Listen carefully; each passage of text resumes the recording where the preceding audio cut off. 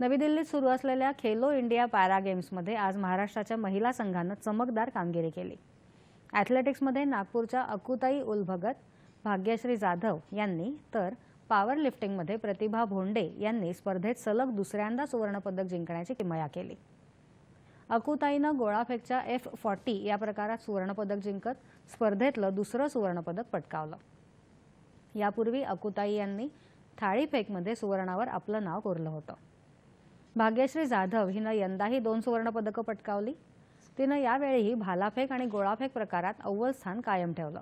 भाग्यश्रीनं आज गोळाफेकीत 7.30 मीटर अंतरावर गोळा फेकत दुसरं सुवर्णपदक जिंकलं। प्रतिभा भोंडे हिनं पॉवर लिफ्टिंगमध्ये महिलांच्या 50 किलो वजनी गटात 86 किलो वजन उचलत सुवर्णपदक जिंकलं। पुरुषांच्या गटात पॅरा पॉवर लिफ्टिंगमध्ये विक्रम अधिकारी यानं कांस्य पदकावर नाव कोरलं। या स्पर्धेत महाराष्ट्र आतापर्यंत 14 सुवर्णपदकांसह एकूण 36 पदकं जिंकून पदक तालिकेत 5व्या क्रमांकावर आहे। यामध्ये 13 रौप्य आणि 9 कांस्य पदकांचा समावेश आहे।